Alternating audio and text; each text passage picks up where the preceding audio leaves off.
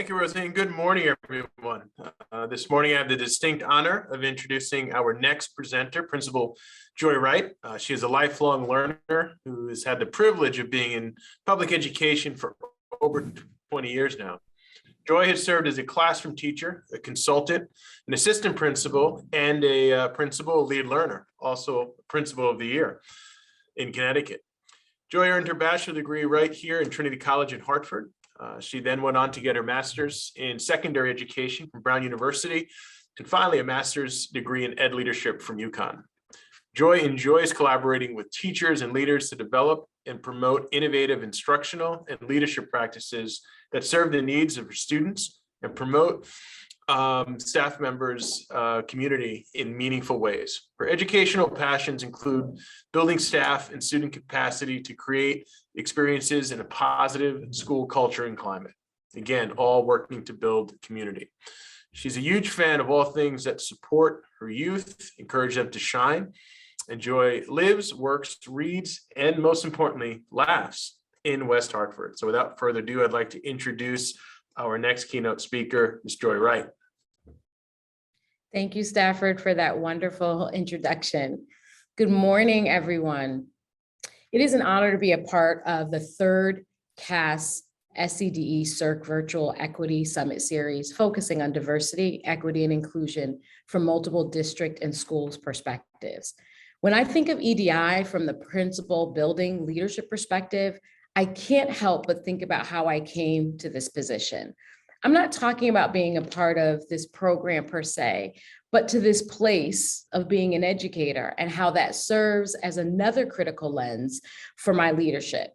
I hope you don't mind if I share something about me that wasn't on the bio that Stafford read. I'm from love and trauma and faith built on redemption. I'm from the inner city and broken home stereotypes turned into success stories because of a good God and loving, available grandparents. I'm from classrooms with blackboards and teachers working in inner city schools who held high expectations, but also had caring hearts from Cluster H at Lewis Fox Middle School to Buckley High School. I am from a tribe of mentors starting at an age when a teen needs a guiding hand when they're at the crossroads. Mentors who understood that education is the key that can't be used without preparation on the hidden rules of success. I'm from summers on college campuses. That was then my college home. I'm from professors who urged me to use my voice and encouraged me to take risks, even when something was unfamiliar. I'm from opportunity programs focused on changing the generational legacies around college attendance and poverty and putting teachers of color in our classrooms, from Upward Bound to the Institute for the Recruitment of Teachers and the Multicultural Alliance. My path is a result of people, spaces, and opportunities focused on providing BIPOC youth and adults with equitable access to spaces and opportunities that were not historically inclusive. As a school leader, my role is to continue the work to make sure that diverse members of school communities are provided access to opportunities and resources historically closed to or hidden, intentionally or unintentionally, from them to ensure the inclusive communities we all desire. Dr. Maya Angelou said that we should know that diversity makes for a rich tapestry, and we must understand that all threads of the tapestry are equal in value, no matter what their color. I work in a diverse district. I live in that same district. There are more than 77 languages represented in our schools. Approximately 24% of our students live in homes where English is not the home language. 18% of our town residents were born in another country. The ethnic diversity in our town is about 44%, and 17% of our students receive special education services, while 25% receive and are eligible for free and reduced meals. Needless to say, we are a multitude of threads creating a rich tapestry. However, what most excites me, warms my heart, fills my bucket, is the fact that our district values that rich diversity in our community and attempts to operate on the belief that diversity is our strength. I often tell students that one of my greatest responsibilities as a lead learner is the physical and psychological safety of our staff and students. At King Philip Middle School, our staff works to cultivate cultures of high achievement, dignity, and respect by nurturing relationships, implementing equitable practices and engaging practices, and growing in our emotional literacy. In support of growing our emotional literacy, we use the ruler framework, and one of the anchors is a school charter.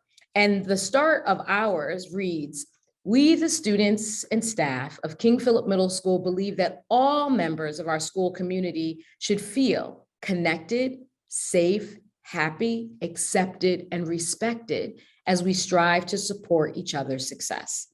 Co-leading with my staff to support a school culture through an equity and diversity lens supports this commitment to create safe spaces to enact the equitable change needed. It requires us, to look in the mirror to identify how we as leaders are, can be, need to be the catalyst for the equitable change needed to make our vision and mission a sustainable reality. In a recent Educational Elements webinar for DEI, Tips for Leaders, the recommendation was that we need to, as leaders, learn something new to broaden our perspective and consciousness, unlearn our beliefs, assumptions, habits, perceptions of what's good and right, and relearn through discourse and its reexamination. Leaders have to be continuous learners. That's what I love about working in education. We get to be a student forever. We have to be willing to enter into a cycle of learning, unlearning, and relearning to continue the challenging but rewarding work of equity and inclusion. Examining our own paths or backgrounds, teachings to determine what helps or hinders us from being the catalyst our students, staff, and families need is critical. As we learn to broaden our perspective and consciousness, we've worked to look at our curriculum and teaching practice to make sure that texts, experiences, and learning activities reflect different cultures, perspectives, and experiences so students can see themselves or others. We continue to need professional development to re-examine our assumptions and practices to make sure that we are teaching and responding in culturally responsive ways to our students and our families. Our challenge is creating professional learning experiences that promote the level of reflection and conversation necessary to go the distance. 7 years ago, when we focused on a strategic approach to implementing social emotional learning at our school, it required us to broaden our perspective and our consciousness about what it really was and how it could shift our school community into one that was truly whole child centered. In order to keep our DEI lens fixed and clear, we are continually learning how to invite students and families into the conversation to bridge the divides. Throughout my leadership career, I've had to unlearn quite a few beliefs, assumptions, and habits about what good and right looks like to remove the barriers to equity and inclusion. This includes not leaning in to the change needed. So during my first few years, we spent time unlearning old models around parent involvement toward actively seeking to engage families around learning, accessing their funds of knowledge about their children, and seeking partnerships for student success. With respect to diversity and inclusion over the years as well, there have been a number of efforts to have courageous, crucial conversations about gender identity, race, diversity, and differentiated practice for all of our learners. For example, we continue to unlearn language that excludes our trans and non-binary youth. As we approach student behavior with the kids do well if they can mindset, it is a constant unlearning of beliefs and assumptions around why kids misbehave, a move from manipulation or willful, controllable choice to that of lagging skills to be taught in a collaborative problem-solving approach that includes the student.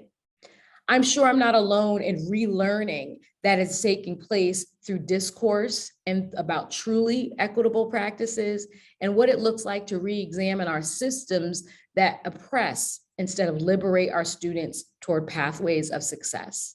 This is a continual process, worth the time to work through the misunderstanding and sometimes the outright pushback to support an investment in mindset and practices that move us closer to the communities our staff, students, and families deserve. It requires us to demonstrate a little self-care and loving kindness for ourselves, because we will certainly make errors and mistakes, but also with our staff and students as we're on this learning journey together. We can be clear but kind. We can be firm in our values and assumptions, our values and our practices to move towards an equitable community, but at the same time, continue to move collaboratively along that continuum.